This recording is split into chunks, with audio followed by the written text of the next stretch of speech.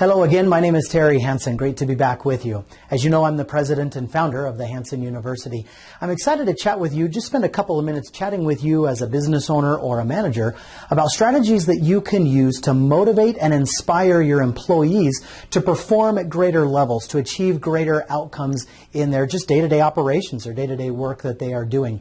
In previous videos, we've talked about things like personal motivation. We've talked about social and peer-to-peer ways to motivate them. But today we're going to talk about some kind of environmental, structural type ways that we can inspire and motivate people to change their behavior and to behave and think and act in ways that are going to help them achieve the results that we'd like to see them doing, to do. So on that note, let me share with you a couple of things that you can use. First off, when it comes to rewarding behaviors, there are certain behaviors that we consider to be vital and more important than others.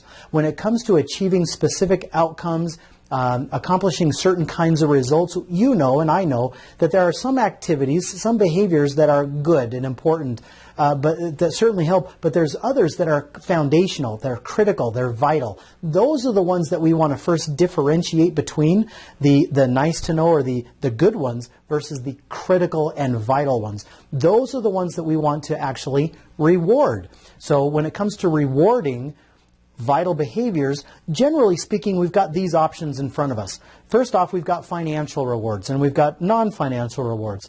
Obviously, under the financial rewards, when it comes to rewarding or incentivizing our employees, we have financial bonuses, we have commissions, we have stipends, we have overrides, just various kinds of ways that we give them financial compensation, financial reward, over and above maybe their base salary or their hourly take-home or something like that.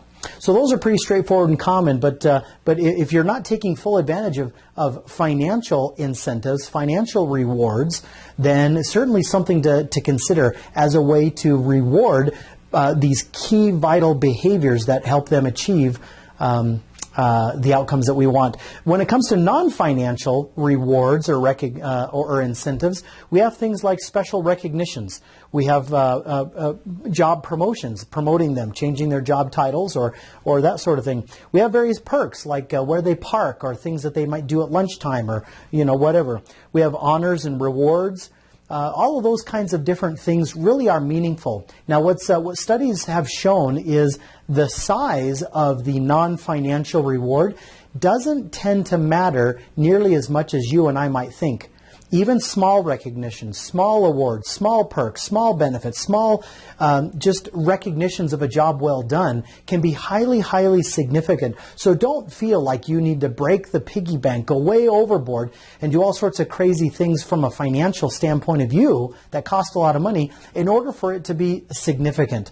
Non-financial rewards can be hugely powerful in incentivizing and motivating our people to change their behaviors and to focus on these vital behaviors that are going to make a difference for them. So this kind of lays a little bit of a foundation. So I want to build on those concepts with four other concepts to think about as we're looking at financial compensation and non-financial compensation or incentives, and both are great. As we think about how to use those, keep the following things in mind. Number one, there is a difference between outcomes and actions. There's a difference between results and behavior. Okay, I want to clearly define or differentiate between outcomes and results and behaviors and actions. Behaviors and actions are the things that ultimately lead to and produce those outcomes and results. True? Now, out of those two, which one do we want to financially or from a non-financial perspective incentivize or reward? Careful, it's okay to do both. However, if you want to see behavioral change, you focus your compensation or your reward or your incentives on the actions, the behaviors, and the tasks.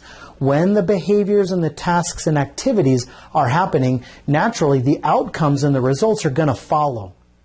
But usually if you're just focusing and measuring only the outcomes and the results, by the time those things happen or don't happen, it's kind of too late. There's nothing to do really about them.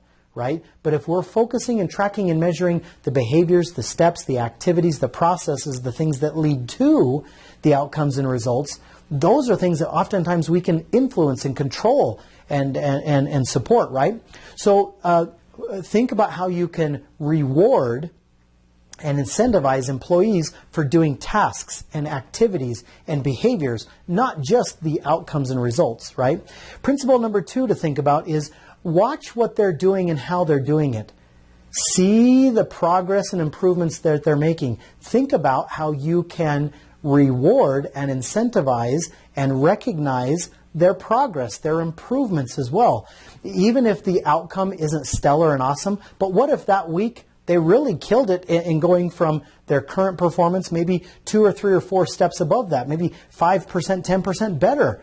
It may not be optimal and perfect, but you should reward and recognize that growth, that progress, that improvement. That's a critical thing. Sometimes as managers, we move really quick and we get caught up in all sorts of everything, and we fail to actually see where our team and where our employees are actually making improvements and progress in their activities and behaviors.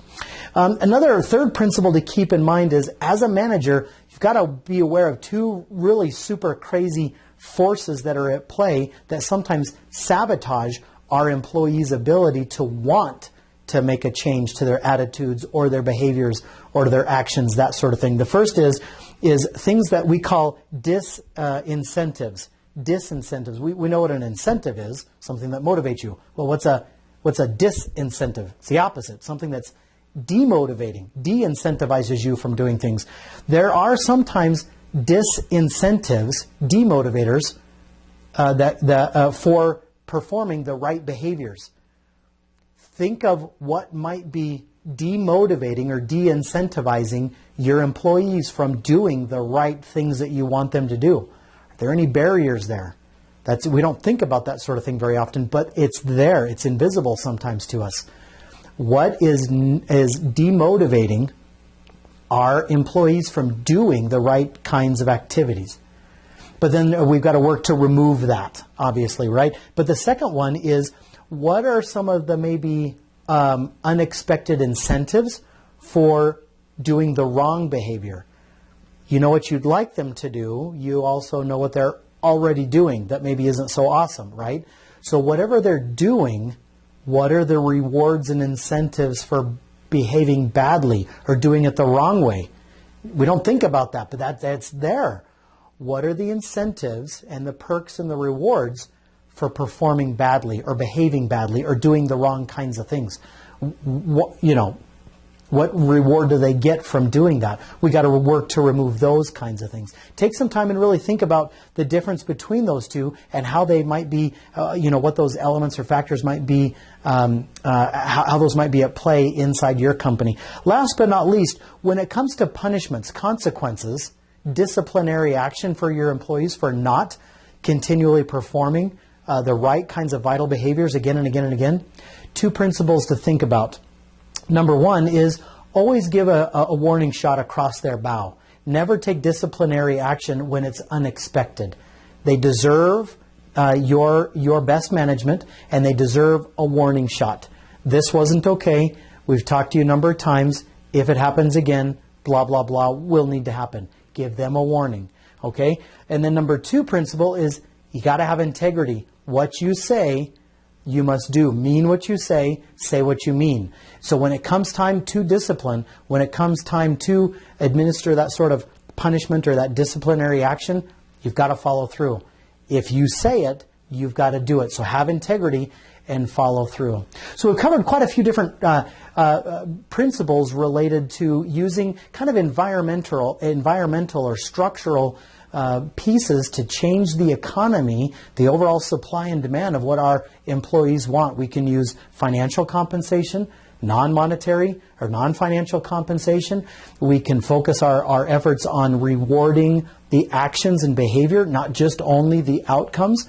We can focus on rewarding and recognizing the progress and improvements. We've got to be aware of the invisible things that might be demotivating or de-incentivizing, but also conversely motivating and incentivizing the wrong stuff, right? We've got to be aware and remove that.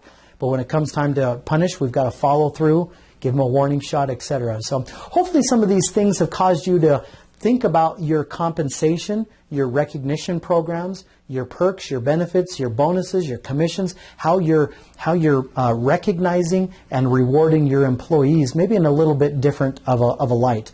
And as always, of course, if you need extra help or would like some coaching or mentoring, feel free to click on the link below and go to our site there at Hansen University, where we can offer you some additional training courses and one-on-one coaching and mentoring. So my name is Terry Hansen. Great to be back with you once again. Check back with us again on other videos for other great ways to motivate and enable your employees to perform at their best. We'll see you on the next time. Take good care.